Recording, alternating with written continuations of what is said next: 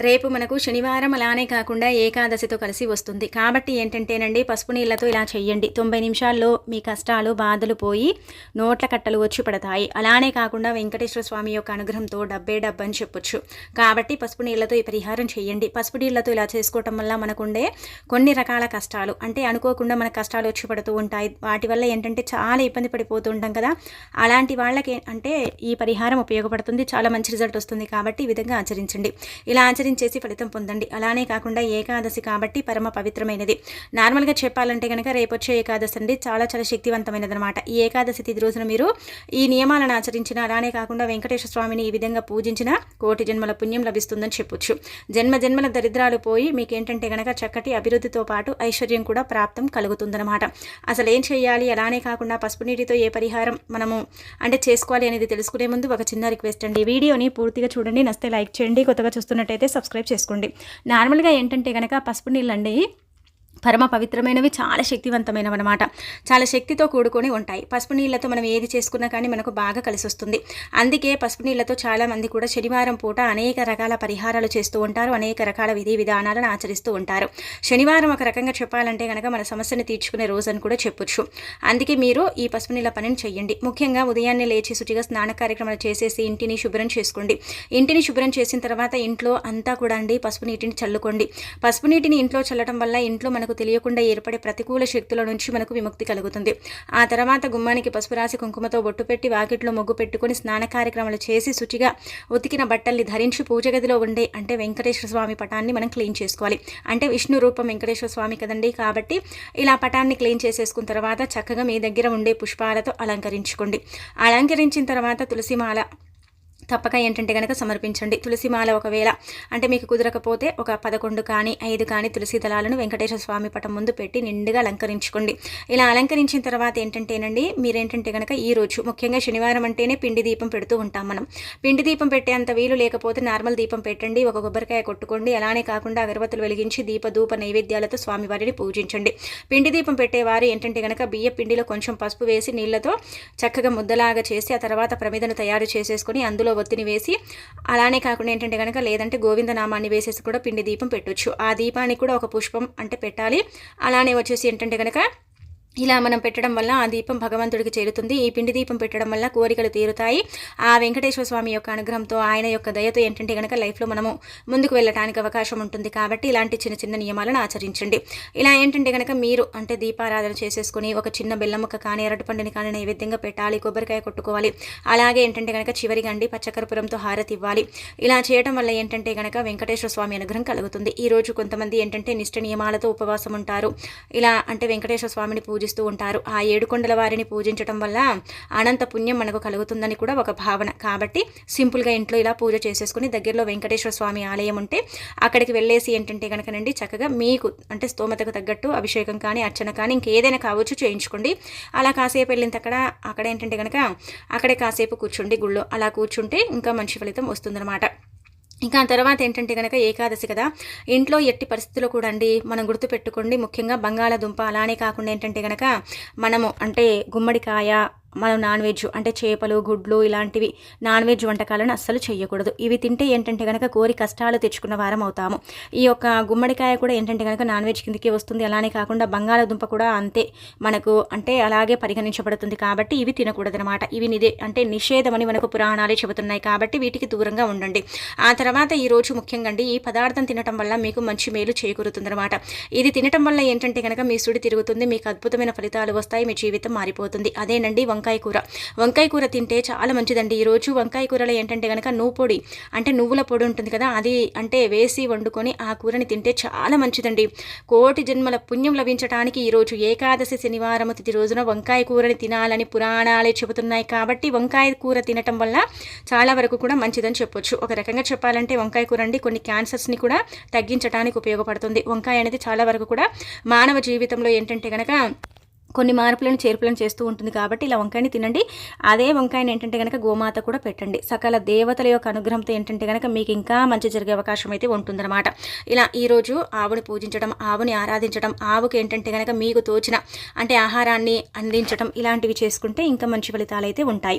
ఇక ఇలా సింపుల్గా ఇంట్లో పూజ చేసేసుకున్న తర్వాత మనం ఏంటంటే కనుక ఇప్పుడు చెప్పి ఈ పరిహారం చేసుకోవాలండి. మనం చెప్పాం కదా, పసుపు నీళ్ళతో పరిహారం చేసుకుంటే ఖచ్చితంగా ఫలితం వస్తుంది. 90 నిమిషాల్లోనే మనం ఫలితం చూసి ఆశ్చర్యపోతామన్నమాట. అంటే మన కష్టం నుంచి మనం బయటపడడానికి, కష్టాలు అనేవి రాకుండా ఉండటానికి ఈ నీళ్ళ పరిహారం చక్కగా ఉపయోగపడుతుంది. అందులో మనం ఏంటంటే కనుక ఈరోజు అంటే శనివారం ఏకాదశి ఉంది కదండి, కాబట్టి ఈ విధంగా మీరు ఆచరించడం వల్ల అయితే మంచి ఫలితం ఉంటుంది. మీ సుడి తిరుగుతుంది, మీకు అద్భుతమైన రిజల్ట్ అనేది అందడానికి అవకాశం ఉంటుంది. దైవానుగ్రహం కలుగుతుంది, మీరు పట్టిందల్లా బంగారం మారుతుంది, అనారోగ్య సమస్యలు తొలగిపోతాయి, అనేక రకాల బాధల నుంచి కూడా మీకు విముక్తి కలగడానికి కూడా ఈ పసుపు నీళ్ళ పరిహారం అనేది పనిచేస్తుంది అనమాట. నార్మల్గా శనివారం అంటేనే వెంకటేశ్వర స్వామికి అంకితం చేయబడే రోజు. అందులో ఇలాంటి తిదివార నక్షత్రం వస్తే ఇంకా బ్రహ్మాండమైన రోజుగా పరిగణిస్తారు. ఈ రోజుకు అతీత శక్తి ఉంటుందని నమ్ముతూ ఉంటారు. కాబట్టి ఈ రోజు చేసే పరిహారాన్ని కూడా అంతే ఫలితం కూడా వస్తుందని కూడా భావిస్తూ ఉంటారు. కాబట్టి ఈ నీళ్ళ పరిహారం అనేది మీకు మంచి మేలు చేకూరుస్తుందండి. చాలా అద్భుతమైన ఫలితాన్ని అయితే తెచ్చిపెడుతుందన్నమాట. ఆచరించండి. అందరి ఇళ్ళల్లో పసుపు ఉంటుంది కాబట్టి పసుపుని తీసేసుకుని ఈ విధంగా పరిహారం మనం చేసుకోవడం వల్ల, పరిహారం కిందికి మనం వాడుకోవడం వల్ల అయితే మనకు మంచి మేలు అంటే జరగడానికి అవకాశం ఉంటుందన్నమాట. అందుకే మీరు ఏం చేయండి అంటే కనుకనండి, ఈ పరిహారం సాయంత్రం సంధ్యా సమయంలోనే చేయండి. ఉదయం పూట చేస్తే రాదా అండి అంటే కనుక రాదండి. నిజంగానే ఫలితం ఉదయం పూట చేసుకుంటే పెద్దగా ఏం ఎఫెక్ట్ అనేది కనిపించదు. అదే సాయంత్రం పూట సంధ్యా సమయంలో ఇలా ఏంటంటే కనుక భూమిపై అంటే దేవతలు, దేవుళ్ళు, లక్ష్మీదేవి ముఖ్యంగా అంటే సంచరించే సమయం అనమాట. ఈ సమయాలలో మనం పరిహారం చేసుకుంటే తప్పక ఆ పరిహారం మనకు సిద్ధిస్తుంది. అన్ని విధాలుగా కూడా మనకు బాగా కలిసి వస్తుంది. కాబట్టి ఈ సమయంలో అంటే మనము గుర్తుపెట్టుకోండి, 5 గంటల 45 నిమిషాల నుంచి మొదలుకొని మనం ఏంటంటే కనుక రాత్రి 12 పరిహారం చేయొచ్చు. ఇలా మీరేం చేయండి అంటే కనుక ఒక గాజు గ్లాస్ని తీసుకోండి. గాజు కూడా ఎంతో కొంత చెడుని తీసేసుకుంటుందండి. దాంట్లో ఏంటంటే కనుక తెలియకుండా ఉండే కొన్ని అంటే కారాత్మక శక్తులు అంటాం కదా, కంటికి కనిపించని శక్తిని కారాత్మక శక్తి అంటాం. ఆ శక్తిని ఏంటంటే కనుక దానిలో అంటే ఆ గాజులో బంధించుకుంటుందన్నమాట. కాబట్టి గాజు గ్లాసు కూడా చాలా ప్రాధాన్యత ఇస్తారనమాట. ఇలా గాజు గ్లాస్ని తీసుకుని ఇలా నిండుగా కాకుండా కొంచెం తక్కువగా నీళ్లు తీసుకుని అందులో అర స్పూన్ అంత పసుపుని పోసేయండి. పసుపు పోసేసిన తర్వాత మీరు ఏంటంటేనండి అందులో కొద్దిగా అంతే ఉప్పుని పోసేయండి. 1 టీ స్పూన్ అంత పసుపు, 1 టీ స్పూన్ అంత ఉప్పుని పోయండి. పోసిన తర్వాత ఈ నీటిని మీ ఇంట్లో పట్టుకొని ఇల్లంతా తిరగండి. తిరిగేటప్పుడు మీరు ఒకటే చెప్పుకోవాలి, మా ఇంట్లో ఉండే దుష్టశక్తులన్నీ కూడా దూరం అయిపోయి ఇల్లు మాకు అనుకూలించాలి. ఇలా చేయటం వల్ల ఏంటంటే కనుక ఇంటి పరంగా ఒకవేళ కష్టాలు వస్తున్నాయి అనుకోండి, ఆ కష్టాలన్నీ కూడా పోతాయి. ఇంటి పరంగా బాగుంటుంది, ఇంటి పరంగా అభివృద్ధి ఉంటుంది, ఇంటి పరంగా ఇబ్బంది అనేది ఉండదు. ఇంటిపైన ఏదైనా ప్రయోగం జరిగితే దాని నుంచి కూడా మీకు విముక్తి కలగడానికి కూడా ఈ యొక్క పసుపు నీళ్ళ పరిహారం ఉపయోగపడుతుంది. ఇలా మీరు ఉప్పుని పసుపుని వేసేసి ఇల్లంతా కూడా కలియదిరిగి ఆ నీటిని మూలమూలల్లో చిలకరించుకుంటూ మీరు ఇంట్లో నుంచి బయటికి వచ్చి ఆ నీళ్లను మురికి కాలువలో పోసేసినా సరిపోతుంది. అలా కూడా ఫలితం వచ్చేసి భగవంతుడి యొక్క అనుగ్రహంతో మీ సుడి తిరిగిపోయి మీకంతా కూడా మంచి జరిగి ఇక అదృష్ట ద్వారాలు తెచ్చుకుంటాయని చెప్పొచ్చు. ఇది ఇంటి పరంగా ఉపయోగపడే పరిహారం. ఇది చేస్తే మనకు 90 నిమిషాలు కూడా పట్టదండి. 90 నిమిషాలు కూడా అవసరం లేదు. 30 నిమిషాల్లోనే మనం ఫలితం చూస్తాము. ఇంటి పరంగా ఏంటంటే కనుక ఇది చేసిన వితిన్ సెకండ్స్లోనే ఇల్లు మనకు అనుకూలించడం, ఇంటి వాతావరణం బాగుండటం, అలానే కాకుండా ఇబ్బంది అనేది లేకుండా ఉండటానికి కూడా ఈ పరిహారం ఉపయోగపడుతుంది. ఇంట్లో ఏదైనా సరే భయంకరమైన శబ్దాలు వస్తాయి, ఇంటి పరంగా ఇబ్బంది కలుగుతూ ఉంటుంది, ఇంట్లో మనశ్శాంతి సుఖ సంతోషాలు ఏమీ లేవండి. ఎప్పుడు చూసినా ఏదో ఒక రకంగా ఇబ్బంది, ఏదో సమస్య, అంతా కూడా నష్టాలు ఇలాంటివి ఉంటూ ఉంటాయి అనుకుంటారు కదా. అలాంటి వాళ్ళు ప్రయత్నం చేసుకోండి. రేపు తిదివార నక్షత్రం బాగుంది, శనివారం పూట ముఖ్యంగా ఇలాంటి పరిహారాలను చేసుకోవటం వల్ల అయితే మంచి రిజల్ట్ వస్తుంది. ఇక ఆ తర్వాత వచ్చేసి ఏంటంటే కనుక మీకు అంటే నార్మల్గా ఇప్పుడు మనం ఇంట్లో సంపాదిస్తున్నామండి, మాకు అస్సలు కూడా ఏంటంటే కనుక సంపాదనలో లాభం లేదండి, డబ్బు పరంగా మాకు చాలా ఇబ్బంది ఉండండి. అలానే కాకుండా డబ్బు మేము ఎంత సంపాదించుకున్నా కానీ చేతిలో అసలు ఆడటంది అంటే నిలవదు, ఆడదు, మా చేతిలో డబ్బు అనేది అసలు ఉండనే ఉండదు. మేము ఈరోజు 100 రూపాయలు తీసుకొని బజార్కి వెళ్తామా, అక్కడ 200 ఖర్చు అయిపోతాయి. అది ఎలాగైతాయో కూడా మాకు తెలియదండి. అలా ఎందుకో మా చేతుల ద్వారా ఎక్కువగా డబ్బు ఖర్చు అయిపోతూ ఉంటుంది, ఇబ్బంది కలుగుతూ ఉంటుంది. మేము బాగా కష్టపడతామండి, చాలా వరకు కూడా కష్టపడి అంటే పని చేస్తాం, కానీ అయినప్పుడు కూడా మేము అంత డబ్బు సంపాదిస్తాం, అంతే డబ్బు ఖర్చు పెడుతూ ఉంటాం. అనుకునే వారు ఏంటంటే కనుక గుర్తుపెట్టుకోండి, ఒక చెంబుడు నీటిని తీసుకుని ఆ నీటిలో ఏంటంటే కనుక 1 స్పూన్ అంత పసుపు, 1 స్పూన్ అన్ని ఆవాలు, 1 స్పూన్ అంత ఉప్పుని పోసేసి ఆ నీళ్ళని ఏంటంటే కనుక చేతిలో పట్టుకోండి. చేతిలో పట్టుకొని సంకల్పం చెప్పుకొని అనంతరం ఏంటంటే కనుక ఆ నీటిని తల చుట్టూదా 11 సార్లు తిప్పి ఆ నీళ్ళని తీసుకెళ్లి మురికి కాలువలో కానీ లేదంటే మీ ఇంటి నుంచి కొంచెం దూరంగా కానీ పోసేయండి. గుర్తుపెట్టుకోండి, నీళ్లు కూడా నారాయణగా చెప్పబడతాయి. నీళ్లు పంచభూతాల్లో ఒకటి. నీళ్ళు ఏంటంటే కనుక చాలా శక్తివంతమైనవి, నీళ్లకు చాలా పవర్ ఉంటుంది. నీళ్ళు ఏంటంటే కనుక తొందరగా ఆకర్షణ శక్తి ఉంటుంది, కాబట్టి అది చెడుని తొందరగా తీసేసుకుంటుంది. ఈ పదార్థాలు అంటే నార్మల్గా ఈ వస్తువులు అంటే మనం ఆవాలు కావచ్చు, పసుపు కావచ్చు, ఉప్పు ఇవన్నీ కూడా పరమ పవిత్రమైనవన్నమాట. కాబట్టి ఏంటంటే మనకు మంచి మేలు అంటే జరిగేలాగా, అలానే కాకుండా అద్భుతమైన ఫలితాలు వచ్చేలాగా, మనం సంపాదించిన ధనం మన దగ్గర స్థిరంగా ఉండేలాగా, అంటే డబ్బు అనేది ఎక్కువగా వృధా ఖర్చులు కాకుండా చేసుకోవడానికి ఉపయోగపడే పరిహారమే ఈ పరిహారం అండి. ఇది కూడా మీకేంటంటే కనుక మంచి రిజల్ట్ని తెచ్చిపెడుతుందన్నమాట.